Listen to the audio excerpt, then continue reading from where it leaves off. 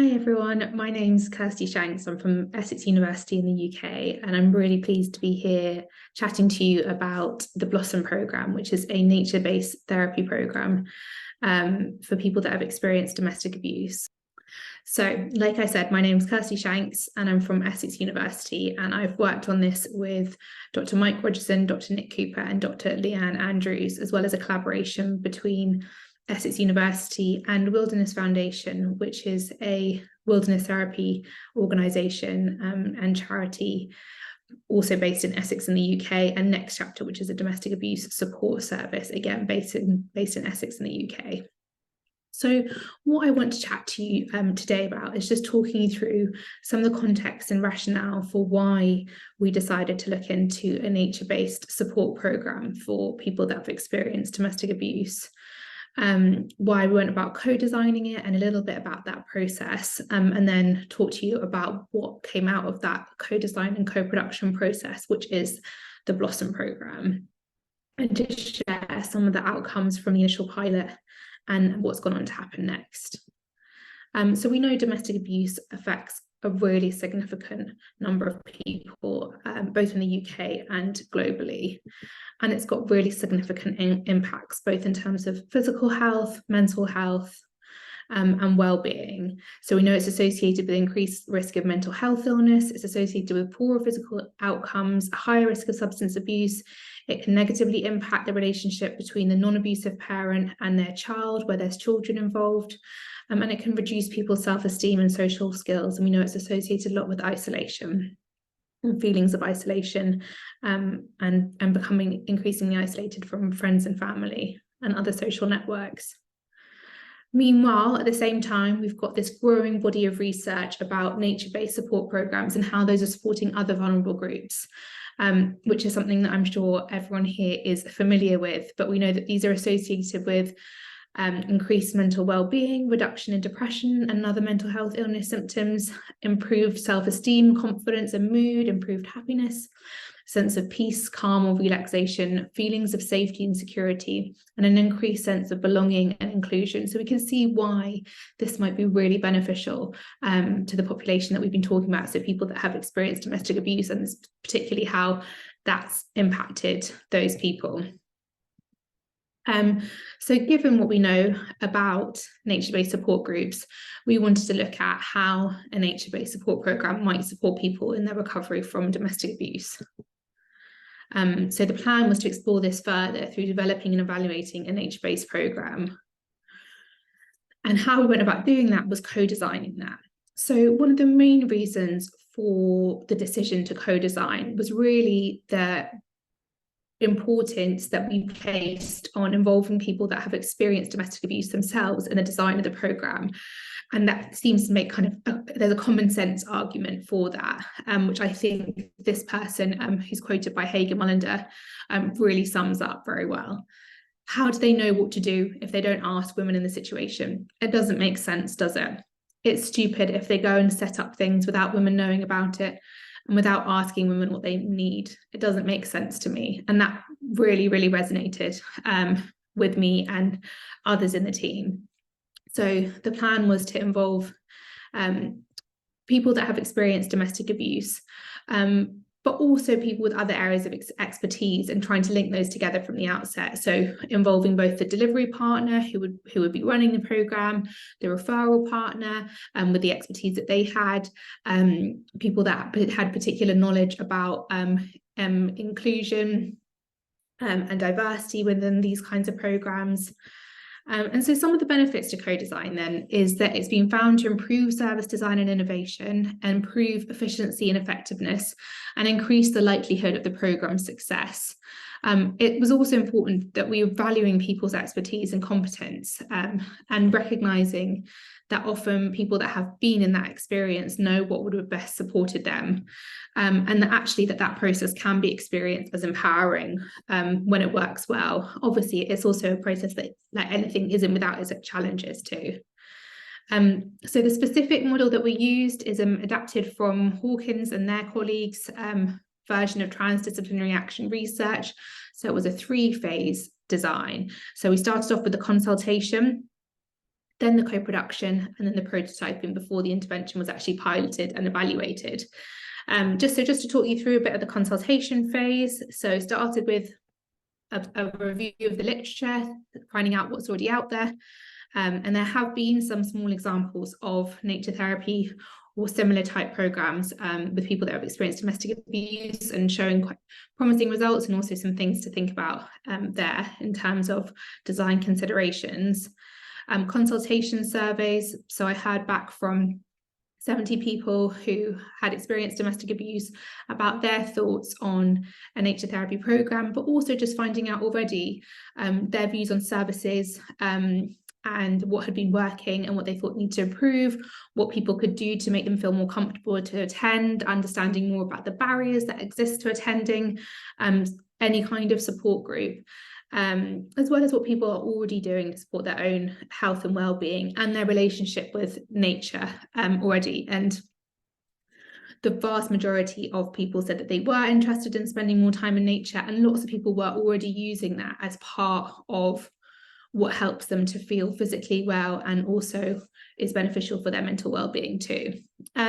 Because from the consultation surveys, we heard back from the vast majority of people that we heard back from were white, cisgender, heterosexual women.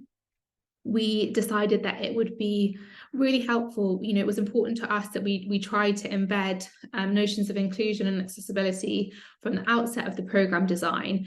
So through the interview stage, we interviewed stakeholders in more in-depth interviews. So this was all happening in COVID, when the restrictions were in place because of the COVID pandemic. So all of this was on Zoom or phone calls, but held interviews with people that had more specific knowledge about working with minoritized groups in nature, or working with minoritized groups in terms of the context of domestic abuse.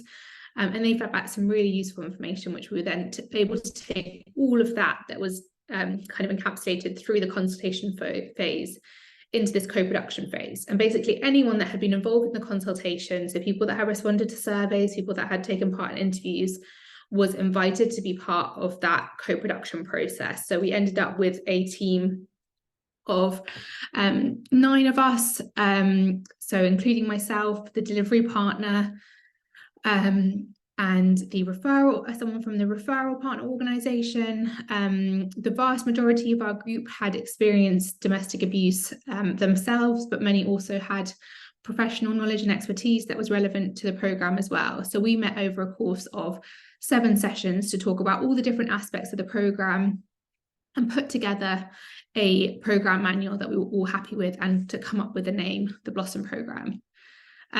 So we then moved that forward into the prototyping phase, where we invited other people that had been involved in the process at any time, as well as new people that had relevant areas of expertise or experience, to have a look through our manual and our programme materials, and just see what they thought as a pair of kind of fresh eyes that hadn't been part of the co-production process, and make any changes that they thought that we should, and then get to the point where all of us, everyone that was stakeholders, had a chance to review the final product that we were all happy with.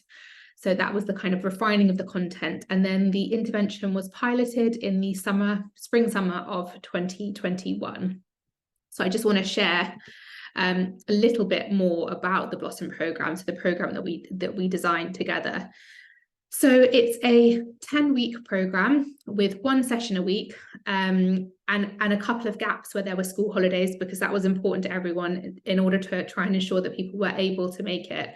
We didn't want there to be childcare clashes, as that was one of the barriers that came up through both the consultation phase and the co-production phase of something that could impact people attending. So there were 3 phases. So there was a kind of getting to know, a deepening phase where people looked at some of the themes in more depth, and then a transition phase culminating in a graduation ceremony. So kind of a typical day might involve arriving at the Wilderness Foundation, which is in a beautiful setting. It feels really rural, but it's actually very close to a city in Essex, which is Chelmsford.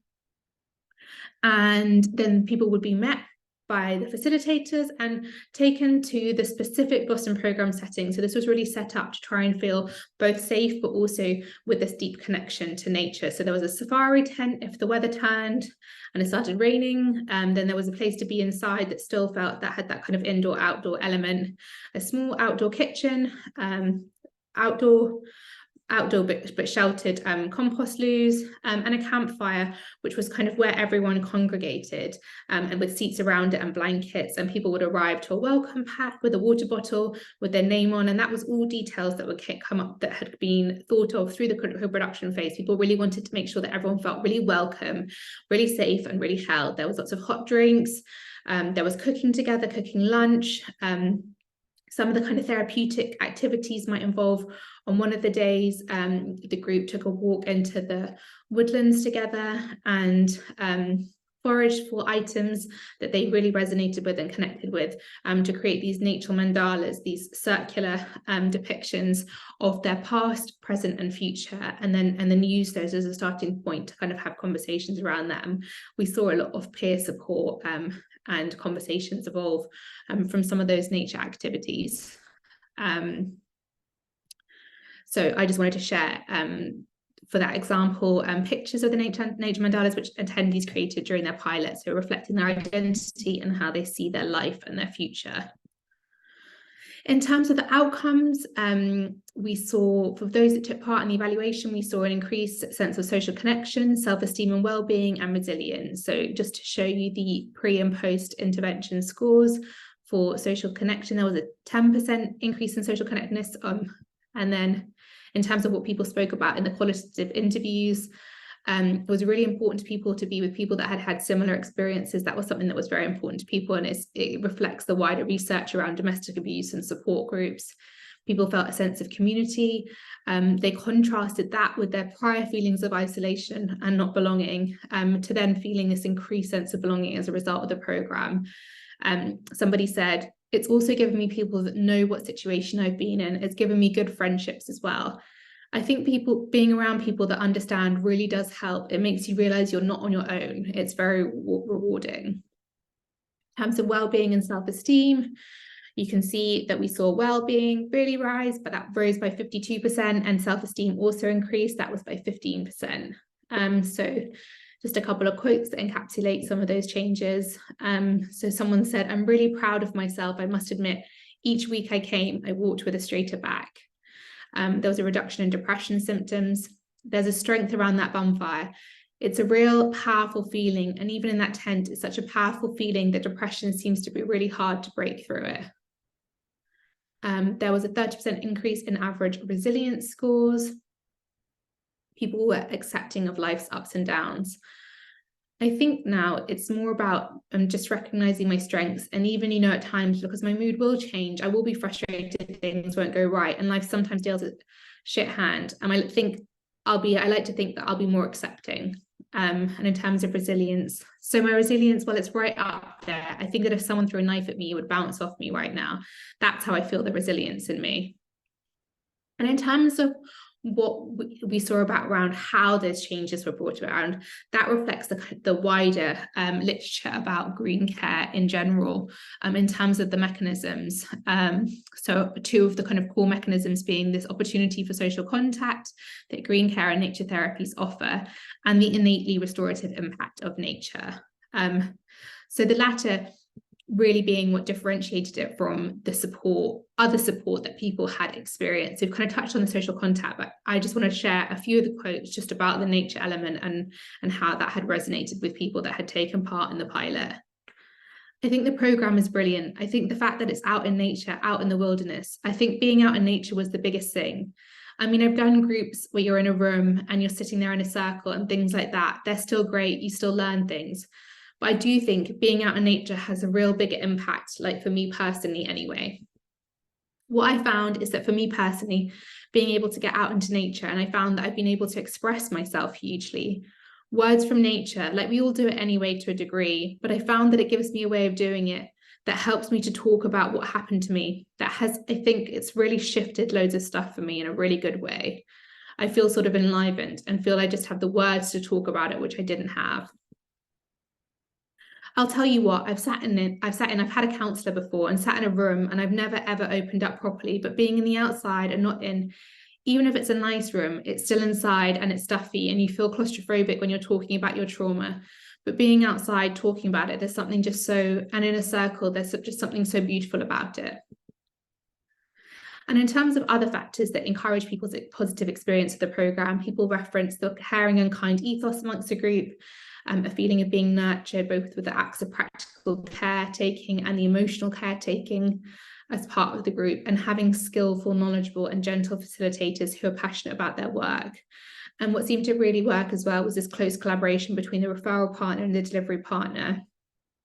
So as part of the co-production process, we decided to invite the team that would be referring people to the programme for a taster day of the programme. So they got to take part in some of the nature elements, to visit the location, so that they'd have a really good knowledge of, when they were talking to people, to their clients, about the programme, of what it would actually entail, and to hopefully reduce further those barriers, but also to ensure that they felt sufficiently bought into what the benefits were.